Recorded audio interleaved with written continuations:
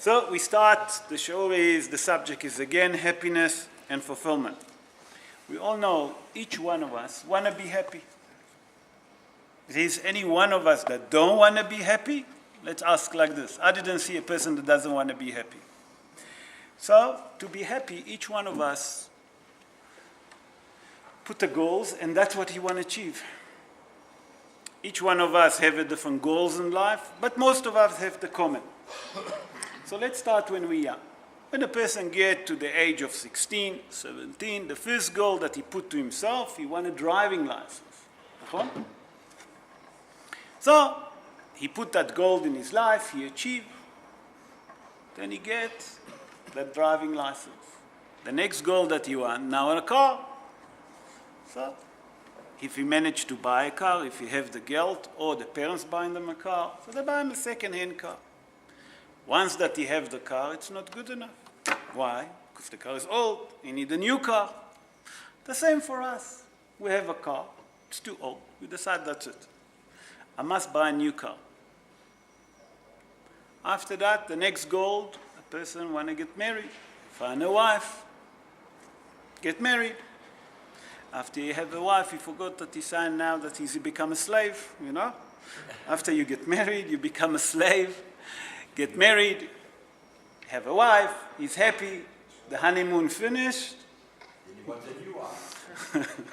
Never mind, new wife. Now you start working towards a flat. You want to buy a flat. So you start hiring a flat, renting a flat, buying a flat. Not good enough. Buying a house. I need something bigger. I need to change the furniture. And on and on and on. The same with us, with everything. We have the old cell phone. Nothing wrong with our old cell phone. We buy the iPhone. If the iPhone is not good enough, we buy Samsung. Why? Because we want to be in touch. Why? You want the smartphone. You want to be all the time. Why is that? Did we ask ourselves once in our life, why all the time we have that desire that what we have, we want more. We never stop. Let's look at the animal. I didn't see a lion that have a palace, doesn't have a flat, doesn't have a car, doesn't have a cell phone. They don't want more. So where does it come from? Where does that come from? We have to understand those questions that we have to ask ourselves. And to be happy, we'll see just now that it's not what we think. If I'll get the car, I'll be happy. Because we see that we're not happy. Because if I was happy with the old car, I would stay with my old car. If I would be happy with my cell phone, if that will make me happy, I would stay with my old cell phone. But I changed it. I changed furniture. Quite often we do alteration. The old towel at home is old. I need to refurbish the house. Not that it's wrong, Rabotai. I didn't say that it's wrong. But where is that come from? So we have to understand where does it come from. So we start first of all with what our sages tell us. Something very interesting. Our sages tell us in Midrash Rabbah in Kohelet Aleph, Perek Aleph. Our sages say there's something very interesting. It's a long chapter there, but it speaks and it says like this. And our sages say like this: En adam met v'hatzi ta'avato beyado. A person, lo aleinu, after the age of 120, when he died, he didn't fulfill a half of the desire that he wanted. Ta'avato is the desires. Many of us want to reach to become a millionaire. I didn't see a person that you ask him, you want to be rich, he'll tell you not. Everyone want to be the cleverest man, the strongest man, the smartest man. So where is it ever stop? Where is it ever stop? That's the main question. So we have to understand where does it start. So to understand that, we're going to start with what our sages tell us in Masechet Avot, chapter 4, Mishnah Aleph, verse 1. Let's see what our sages say. That's referring to our sage Ben Zoma. And Ben Zoma say like this: Ezehu hacham, halomed mikol adam. Ben Zoma asks, who's the smartest person? if they would ask us who's the smartest person, what would you say? Compared to all the other people, he's the smartest, nachon? That's how you would put it together.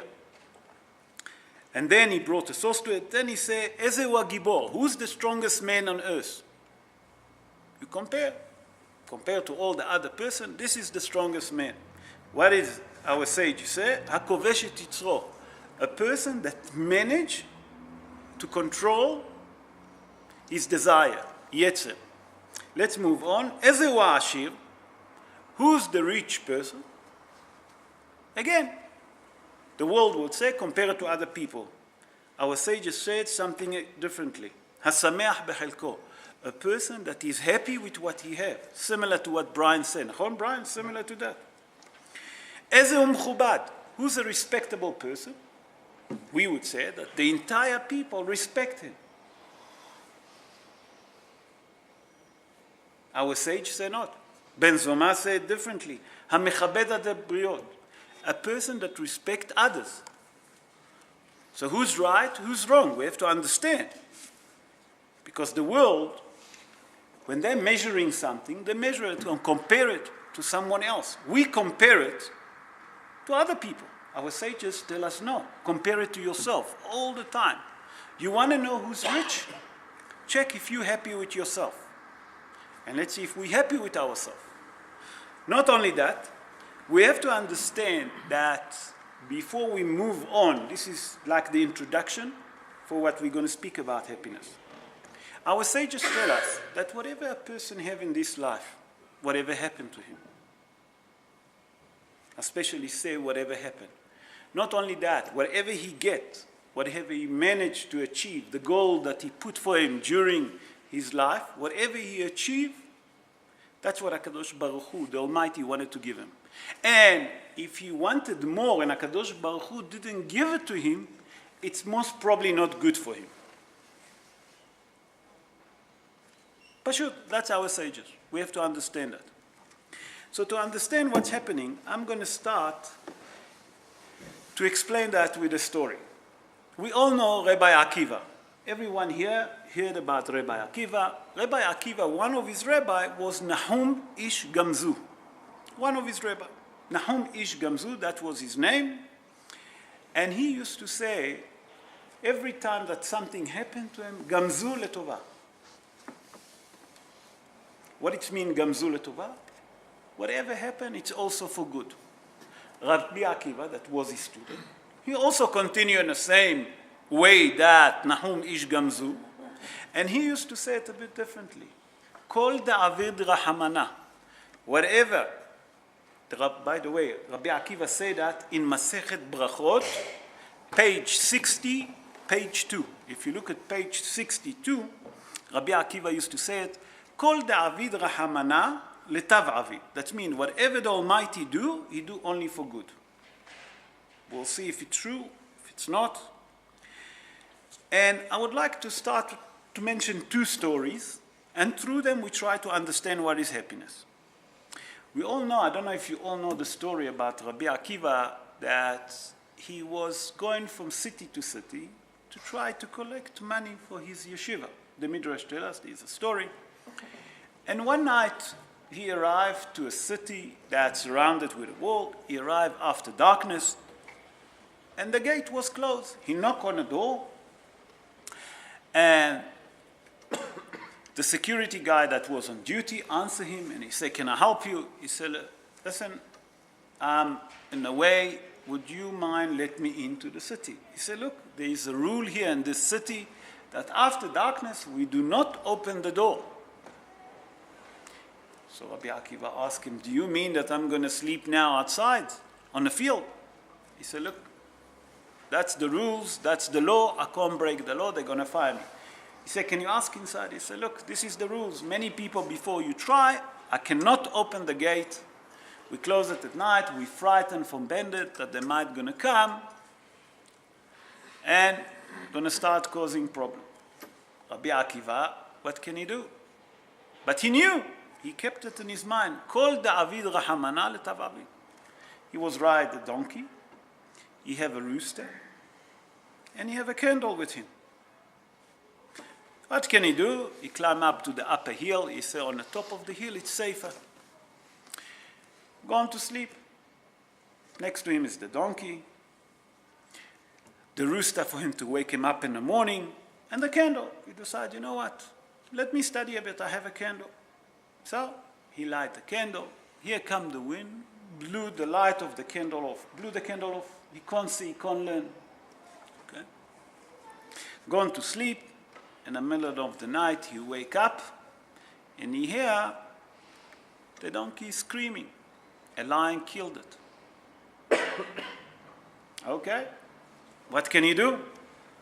Next thing he hear the rooster screaming. A fox eat it. What can Rabbi Akiva say? He say, Kol David Rahmana letav. Whatever the Almighty do, he do it for good. Let's stop here. Now remember, Rabbi Akiva have a donkey. A donkey is the car. Imagine the engine of the car seized or burned. Can we say, whatever the Almighty do, he done it for good? Think about it. The donkey was his car. The engine seized down or burned down. Okay? The rooster that used to wake him up in the morning, that rooster been eaten by a fox. That's the alarm clock. Gone. The candle, there is power failure. It's in South Africa, it's very common. We have quite often power failure. You know what I'm saying? So imagine we have power failure. Okay? Rabbi Akiva looked at it and he said, whatever the Almighty do, he do it for good. In the morning when he wake up, he saw the smoke coming from the city that he asked to get in. What's happened? A group of bandits managed to enter the city. Not only that, they burned the city, they took many people as a hostage, as a slave. Rabbi Akiva been saved. He said to himself, if I was inside, I can be one of those. The same what's happened to those people inside the city, that's going to happen to me. But Rabbi Akiva didn't think like this. He said, whatever the Almighty done, he done it for me. Our sages carry on and tell us another story about a man that he used to go once a year on a boat. He had some money, and he used to go overseas, used to buy a lot of things that they never used to get it in his country, used to take that merchandise that he used to buy, and with that was enough for him to live for a year. 1 year, that person was so much in stress, and he was very late to catch the ship, and he was running, and he didn't take notice. Our sages tell us that he was running, and he stood up on a nail. The way that our sages tell us that in the Gemara, it says like this, Yashav lo masmer beraglo. That means that he stood on top of a nail. They took him immediately to a doctor. They need to get attention. They managed to take the nail out. He was screaming, please do it, hurry. If not, I'm going to lose that boat. And he lost that boat. He lost. Didn't manage to get to the boat. He was swearing, screaming. You can't believe. Once a year, it's only once a year. You can imagine how upset he was. 2 weeks later, came a note that the boat that he was supposed to go on business on drowned. And all the people that was in that boat died. He took that nails that he stood on and he used to kill it. So this is the two stories that I wanted to share with you. And now we're going to move on to understand whatever happened to us, we have to look at it in a positive way. So that's two stories happened in the olden days. How does it fit with us today? You know, a person quite often go to a shidduch. Everyone know what is a shidduch? No. Shidduch is a matchmaking. A person want to find a wife. He asks a matchmaker you know, and they find for him a shidduch. And he's really have the heart for the lady, or the lady have the heart for that man. But one of them doesn't want. And he's very upset. She's very upset. Okay? Another analogy. A person have a job. After a while, he lost his job. It was a good job. He can make a living. He couldn't be a millionaire, but he can make a living. He lost the job. How can it be that you can say that things that happened to that person is all for good? Let's move on. A person have a car, and the engine is down. The same like happened to Rabbi Akiva with his donkey. Can we say that it's good for the person? How can it be good? A person lost his job, the shidduch didn't work. Let's stop here. Let's start to understand. A person have a shidduch, didn't work out. He wanted her, she didn't want him, or the opposite. HaKadosh Baruch Hu knows exactly what's good for you. Maybe you have the heart for her. Maybe that's not the person that's good for you to share your life with her. We don't know. Hashbonot Shamayim, we don't know. Not B'shet. It's not your bashet, yeah. A person lost his job now. He doesn't know. He's upset now. Give it a few years. Give it a year time, 2 years time. Suddenly he found out, listen, if I would stay in that job, where would I be? I can be the same. Today, he's a manager of a company. Took a while, but he found a job. He moved on. He's a manager. He earned 5 times what he used to earn. We don't understand Hashbonot Shamayim. But if HaKadosh Baruch Hu done it to us, we have to understand that he done it only for good. Whatever HaKadosh Baruch Hu do, we have to understand that it's only for good. Now we have to understand, the same like the little boy, that when he reached the age of 16, he put for him the goal. What was his goal? The driving license. When he achieved that goal of getting the driving license, he never stopped. He wanted more. What does he want now? Now he wants a car. When he got the car, that wasn't good enough. Why? Because he wants a brand new car. All of his friends driving brand new car. Other people driving brand new car. So the question that we have to ask ourselves, when does it ever stop? It's never stop. I can tell you now, it will never stop, because our sages say. Hazal tell us something very interesting. In Sefer Kohelet, in chapter 6, by the way, that say that the Hacham Mikol Adam, the smarter person that ever been, that's Shlomo HaMelech. And he said that in his book Kohelet, chapter 6 and verse 7. Gam hanefesh lo timaleh. That means that also the soul will never be fulfilled. What does that mean? How come that animal doesn't looking for a new house, new furniture, doesn't change the territory, doesn't go overseas for holidays? They're happy with what we have. How come we not happy? That's the question that we have to ask ourselves. Did you ask ever yourself? Did you look at your pet at home? You saw the cage that he had. Did you ever change his cage? I don't think so. The same cage that he had, that's where he stays. He doesn't complain. As a matter of fact, he's only happy when he goes to sleep there. He's happy with what he gets. Not only that, when you give him his food, he's quite often happy to eat it. He doesn't need the mivami, doesn't need metzuyan, he doesn't need all the others. He have one diet. Doesn't look all the time to different diet. But us, we're not happy. Why? Did you ask yourself why? Any ideas? Very quiet tonight, you. They say the more you have, the more you should. Okay, that's right. It gets worse. That's gets right. Worse. That's what our sages tell us. Hazal say, Yesh lo maneh, a person that have one, he want two. יש לו 200, you have 200, you want double, you want 400.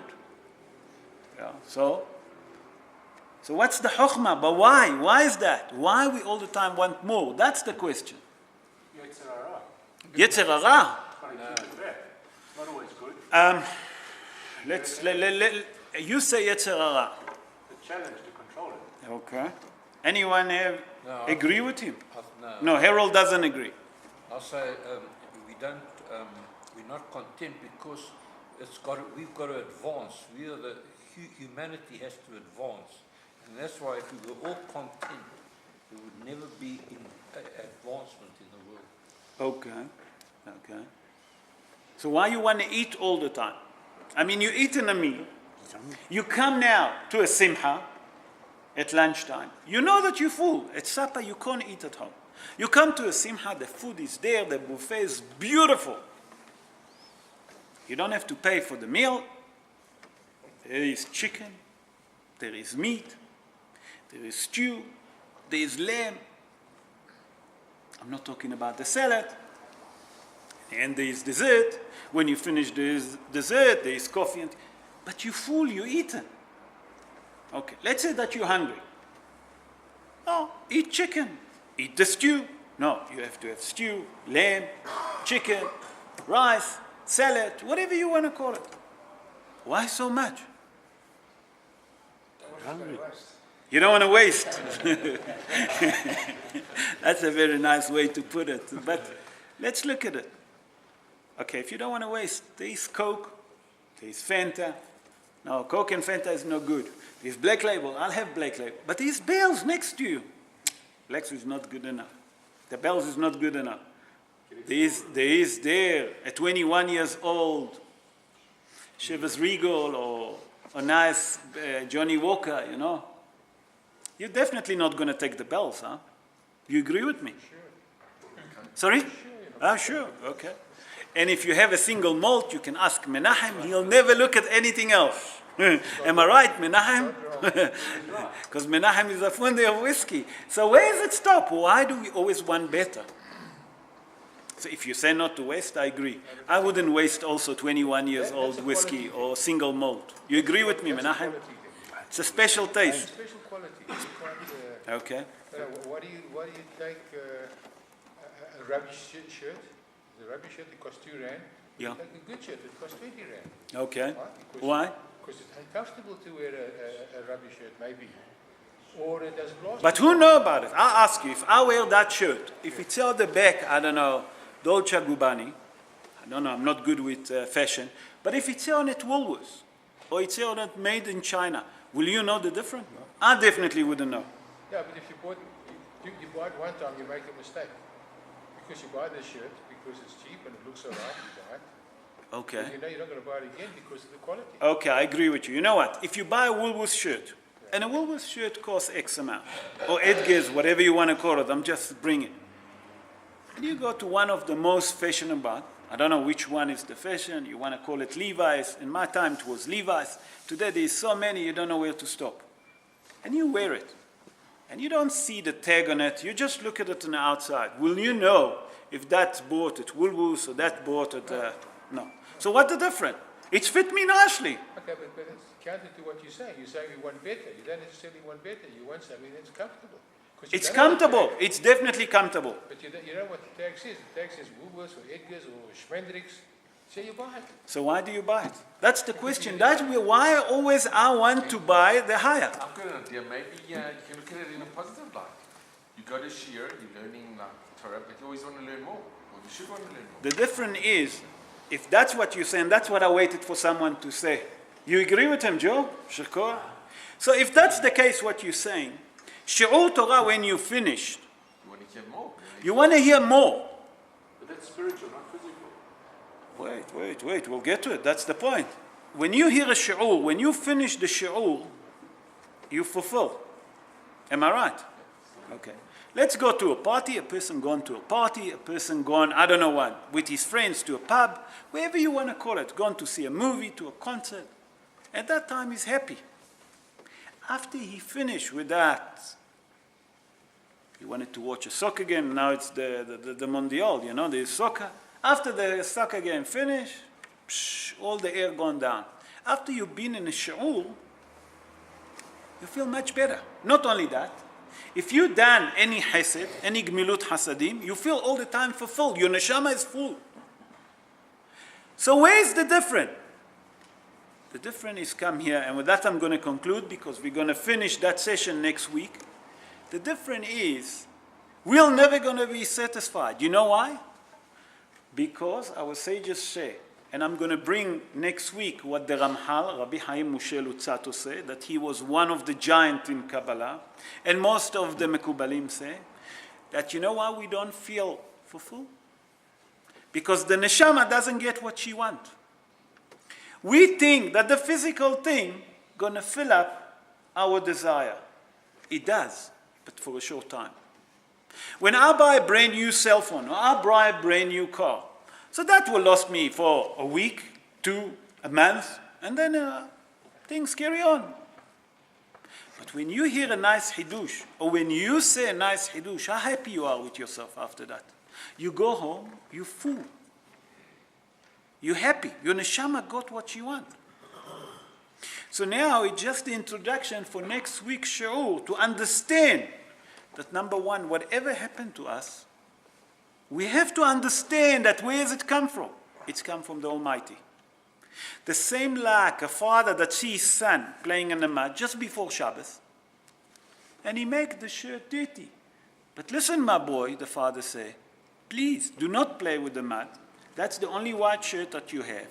And if you're going to make it dirty, you can't go to shul. And guess what? The boy done it. And then the father say, you can't come to shul with that dirty shirt. And the boy starts crying. Is the father hate that son, that he doesn't take him to shul? Or when the father see in summer, in winter, where's Lionel? I saw Lionel. Oh, here's Lionel. Lionel always walk with short sleeve, him and Errol. They don't feel cold, I don't know. We wear jackets, they take off. As much that I put on, they take. You know, if I see my son in winter walking with a short sleeve, and it's freezing outside, and I say to my son, listen, my young man, please, put a jersey on you. Does that mean that I hate my son? But my son say, listen, father, you say that you love me, Abba. How can you force me to put a jersey? Yes, my son, I do love you. But the reason that I told you to put a jersey, why? Because I don't want you to, has v'shalom, to get sick, nachon? That's the only reason that I do it. So when HaKadosh Baruch Hu, has v'shalom, okay, when he put us in a position that we in stress, that we lost the job, or that the shidduch didn't work, or whatever the case is, for business people, we gone to a tender, we put the tender, but they didn't accept my quote. They didn't. I lost the tender.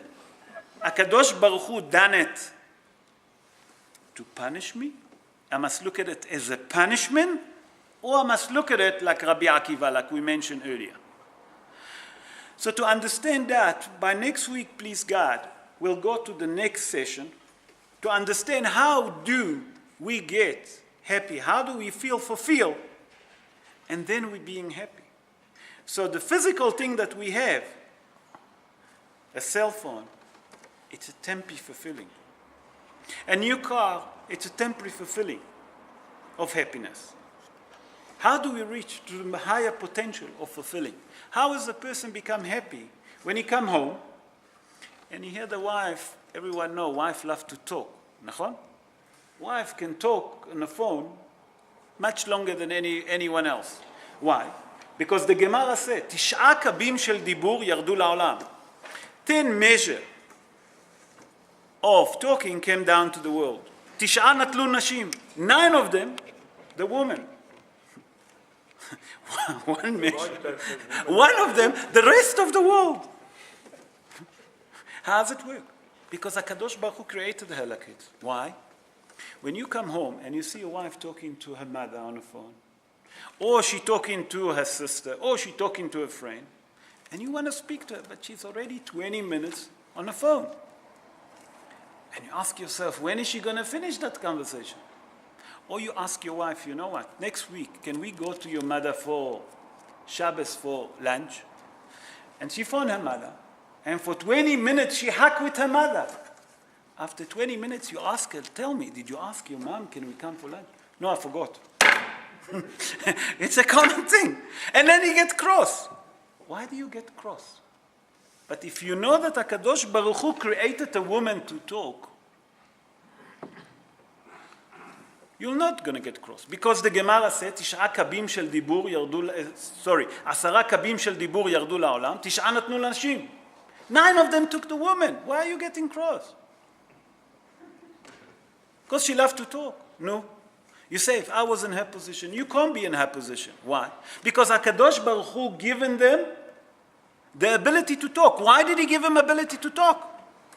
Oh, that's a different question. Why is it? Because they all day spend with the kids. They give the chinuch. You're not at home, you're all day at work. So who's going to discipline the kids? The wife. All day speak to them. Who's doing homework with them, you or her? And if there is something at school, do you leave and you run straight, mommy? No, they don't phone daddy, they phone mommy. That's why HaKadosh Baruch Hu created them. By the way, to tell you, they done a statistic in the world. How many people, they done a statistic, men and women, who start talking earlier? The boys or the girls? The statistics show girls. You know that? The statistics show that girls, there is hardly girls that can't talk. Another talking, even walking. Yeah. How come? Because HaKadosh Baruch Hu given that, and our sages tell us. But when we read, we don't understand. When the Gemara tell us, 10 קבים של דיבור ירדו לעולם, our sages come to tell us that don't get upset with your wife. Even that she talked to her mother for half an hour, or the friend that you're supposed to go for lunch. And then, yes, she forgot. So what if she forgot? No, but if it was me, it would take me 2 minutes. I don't talk a lot on the phone. But that's you. That's not her. And you don't have that, the desire to talk. But you have a different desire. And that, please God, will go next week to understand that happiness, it's not what we think. It's what we have in mind. But if we have the right way to look at things, we'll achieve happiness at home, at work, in general. And that's what we have today that our grandparents never have. Today there's many people that take medication. Where's Menachem? What's the statistics show today? You are in a psychology field. How many people today not happy with their life? That they take drugs? What is the statistic? Sorry? Yes. In billion. Sure. I didn't think like this. I was thinking that they're like maximum $1 million, but if you jump to $1 billion. So why is that? Because people not happy with their life. Please God, Be'ezrat Hashem will continue next week, and we'll see the next part, how to get to happiness.